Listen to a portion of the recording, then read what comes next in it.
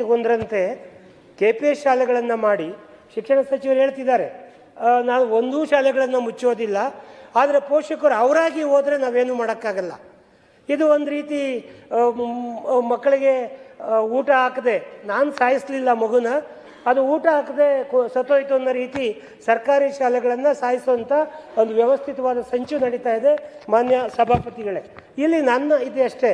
ಮಾನ್ಯ ಮಧು ಬಂಗಾರಪ್ಪ ಅವರು ಶಿಕ್ಷಣ ಸಚಿವರಿದ್ದಾರೆ, ಅವ್ರ ಕಾಳಜಿ ಬಗ್ಗೆ ಗೌರವ ಇದೆ.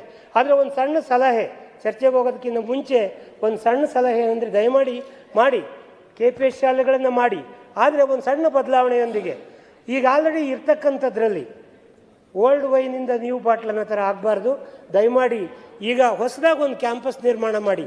ತಾವು ಕೊಡ್ತಾ ಇರೋ ರೀತಿ 1 ಕೋಟಿ ರೂಪಾಯಿ 2 ಕೋಟಿ ರೂಪಾಯಿನಲ್ಲಿ ಒಂದು KPS ಶಾಲೆ ನಿರ್ಮಾಣ ಮಾಡೋದಕ್ಕೆ ಖಂಡಿತ ಸಾಧ್ಯ ಇಲ್ಲ. ಕನಿಷ್ಠ 10 ರಿಂದ 15 ಕೋಟಿ ರೂಪಾಯಿ ಹಣ ಕೊಟ್ಟು ಒಂದು 5 ಎಕರೆ ಜಾಗ ಕೊಟ್ಟು ಮಾಡಿದ್ರೆ ಮಾತ್ರ ಅದಕ್ಕೇನಾದರೂ ಒಂದು ಅರ್ಥ ಬರುತ್ತೆ.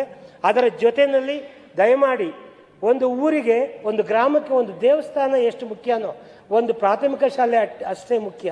ದಯಮಾಡಿ ನಾವೆಲ್ಲ ಭಾಳ ಗಂಭೀರವಾಗಿ ಇದನ್ನು ಚಿಂತನೆ ಮಾಡಬೇಕಾಗುತ್ತೆ. ಖಂಡಿತ KPS ಶಾಲೆಗಳು 6,000 ಶಾಲೆಗಳು ತೆರೆದ ತಕ್ಷಣ ಖಂಡಿತವಾಗಲೂ ಕೂಡ ಎಲ್ಲ ಸರ್ಕಾರಿ ಶಾಲೆಗಳು 40,000 ಶಾಲೆಗಳು ಮುಚ್ಚೋಗುತ್ತೆ. ಮಾನ್ಯ ಸಭಾಪತಿಗಳೇ, ಭಾಳ ಕಳಕಳಿಯಿಂದ ನಾನು ವಿನಂತಿ ಮಾಡ್ತೇನೆ. ಇವ್ರು ಕಟ್ಟಲಿಲ್ಲ, ಕಾಂಗ್ರೆಸ್ನವ್ರು ಕಟ್ಟಲಿಲ್ಲ, BJP ಅವ್ರು ಕಟ್ಟಲಿಲ್ಲ, JDSನವ್ರು ಕಟ್ಟಲಿಲ್ಲ. ಇವೆಲ್ಲ ಸ್ವಾತಂತ್ರ್ಯ ಪೂರ್ವದಲ್ಲಿ ಬ್ರಿಟಿಷ್ನರ ಕಾಲದಲ್ಲಿ ಸ್ಥಾಪನೆಯಾದಂಥ ಶಾಲೆಗಳು. ನಮ್ಗೆ ಯಾವ ಅಧಿಕಾರನೂ ಇಲ್ಲ ಅವನ್ನು ಮುಚ್ಚೋದಕ್ಕೆ. ಅವನ್ನು ಮುಚ್ಚಿ ಹಾಗಾದರೆ ಕಟ್ಟಡಗಳನ್ನ ಏನು ಮಾಡ್ತೀರಿ? ಆ ಕಟ್ಟಡಗಳನ್ನ ಏನು ಮಾಡಬೇಕು? ಪ್ರತಿ ಗ್ರಾಮದಲ್ಲೂ ಒಂದು ಪ್ರಾಥಮಿಕ ಶಾಲೆ ಇದೆ. ಆ ಊರಿನವರು ಹಿರಿಯರು ಸೇರಿಕೊಂಡು ಸ್ವಂತ ಹಣ ಹಾಕಿ ಶ್ರಮ ಹಾಕಿ ಶಾಲೆಗಳನ್ನು ಕಟ್ಟಿದ್ದಾರೆ. ನಮ್ಮೂರಿನ ಶಾಲೆ ಕೂಡ, ನಾನು ಓದಿದ ಶಾಲೆ ಕೂಡ ಊರಿನವ್ರು ಸೇರಿ ಕಟ್ಟಿಸಿದ್ದು. ಅವನ್ನು ಮುಚ್ಚಿ ಏನು ಮಾಡಬೇಕು ಅಂತ ಹೊರಟಿದ್ದೀರಿ? ಹಾಗಾಗಿ ದಯಮಾಡಿ ಆ ಶಾಲೆಗಳನ್ನ ಹಾಗೆ ಉಳಿಸ್ಕೊಳ್ಳಿ. LKG ಯಿಂದ 5ನೇ ತರಗತಿವರೆಗೆ ಒಂದು ಗ್ರಾಮಕ್ಕೆ ಒಂದು ದೇವಸ್ಥಾನ, ಒಂದು ಗ್ರಾಮಕ್ಕೆ ಒಂದು ಪಾಠಶಾಲೆ ಇಲ್ಲ ಅಂದರೆ ಇದು ಊರಲ್ಲ, ನಾಗರಿಕ ಸಮಾಜನೂ ಅಲ್ಲ, ಇದೊಂದು ರಾಜ್ಯನೂ ಅಲ್ಲ ಅನ್ನೋ ರೀತಿ ಆಗುತ್ತೆ. ದಯಮಾಡಿ ಒಂದು ಚೇಂಜ್ ಮಾಡ್ಕೊಳ್ಳಿ. KPS ಶಾಲೆನ 6ನೇ ಕ್ಲಾಸಿಂದ 12ನೇ ಕ್ಲಾಸ್ವರೆಗೆ ಒಂದು ದೊಡ್ಡ ಕ್ಯಾಂಪಸ್ ಮಾಡಿ. ಇಲ್ಲಿ ಭೋಜೇಗೌಡರು ಇದ್ದಾರೆ, ಶಿಕ್ಷಕರ ಕ್ಷೇತ್ರ, ನಮ್ಮ ಹೊರಟ್ಟಿ ಸಾಹೇಬ್ರಿದ್ದಾರೆ, ನಮೋಶಿ ಅವರಿದ್ದಾರೆ. ಒಂದು ಯೋಚನೆ ಮಾಡಿ, ದಯಮಾಡಿ ಯೋಚನೆ ಮಾಡಿ, ಒಂದು ಸಭೆ ಕರೀರಿ, ತೀರ್ಮಾನ ರಿವೈಸ್ ಮಾಡಿ. KPS ಶಾಲೆ ಮಾಡೋದು ತಪ್ಪಲ್ಲ. ಇವತ್ತು ಊರಿಗೊಂದು ಶಾಲೆ ಆಗಿದೆ, 7ನೇ ಕ್ಲಾಸು 8ನೇ ಕ್ಲಾಸ್ವರೆಗೆ ಶಾಲೆಗಳಿದ್ದಾವೆ. ಆದರೆ ದಯಮಾಡಿ 5ನೇ ತರಗತಿವರೆಗೆ ಪ್ರಾಥಮಿಕ ಶಾಲೆಯನ್ನು ಆ ಊರಲ್ಲಿ ಉಳಿಸಿ ನಿಮ್ಮ ಕೈ ಜೋಡಿಸಿ ಪ್ರಾರ್ಥನೆ ಮಾಡ್ತೇನೆ. ಸರ್ಕಾರ ಖಂಡಿತ ಈ ತಪ್ಪು ಹೆಜ್ಜೆ ಇಡಬೇಡಿ. ದಯಮಾಡಿ ಬಡವರು ಇನ್ಯಾವತ್ತೂ ಉದ್ಧಾರ ಆಗೋದಕ್ಕೆ ಸಾಧ್ಯನೇ ಇಲ್ಲ.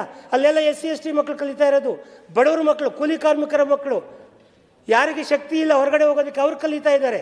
ಹಾಗಾಗಿ ದಯಮಾಡಿ 6ನೇ ತರಗತಿಯಿಂದ 12ನೇ ತರಗತಿವರೆಗೆ ನೀವು KPS ಶಾಲೆ ಮಾಡಿ. ಒಂದು ಪಂಚಾಯತ್ಗೊಂದು ಮಾಡಿ. ನಿಮ್ಮ ಯೋಚನೆ ಸರಿ ಇದೆ, ಆದರೆ ಈ 46,000 ಶಾಲೆಗಳನ್ನು ಯಾವುದೇ ಕಾರಣಕ್ಕೂ ಮುಚ್ಚಬೇಡಿ. ಅವನ್ನು ಉಳಿಸ್ಕೊಂಡು ನೀವು ಮುಂದಕ್ಕೆ ಹೋಗಿ. ಇಷ್ಟನ್ನು ಮಾತ್ರ ನಾನು ಹೇಳ್ತೀನಿ.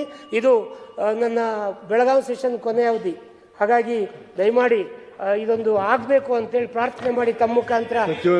ಸಚಿವರು ಮತ್ತೆ ಎಲೆಕ್ಷನ್ ಇದೆ, ಆದರೆ ನಾನು ಹೋಗ್ತಾ ಇಲ್ಲ. MLC ಆಗಿದ್ದು ಕೊನೆಯ ಅವಧಿ. ದಯಮಾಡಿ ತಾವು ಇದಕ್ಕೆ ಸಭಾಪತಿಯವರು, ನನ್ನ ಕಾಳಜಿ ಇದೆ, ತಮ್ಮ ಕಾಳಜಿ ಇದೆ. ದಯಮಾಡಿ ಸರ್ಕಾರದ ಮೇಲೆ ತಮ್ಮ ಇನ್ಫ್ಲೂಯೆನ್ಸ್ ಕೂಡ ಇದನ್ನು ಮಾಡಬೇಕಾಗತ್ತೆ. ಚೆನ್ನಾಗಿ ಹೇಳಿದ್ರು, ಕುತ್ಕೊಳ್ಳಿ, ಚೆನ್ನಾಗಿ ಹೇಳಿದ್ರಿ, ಹೇಳಿ ಸಚಿವರು ಹೇಳಿ, ಅವ್ರ ಕಾಳಜಿ ಅರ್ಥ ಮಾಡ್ಕೊಳ್ಳಿ.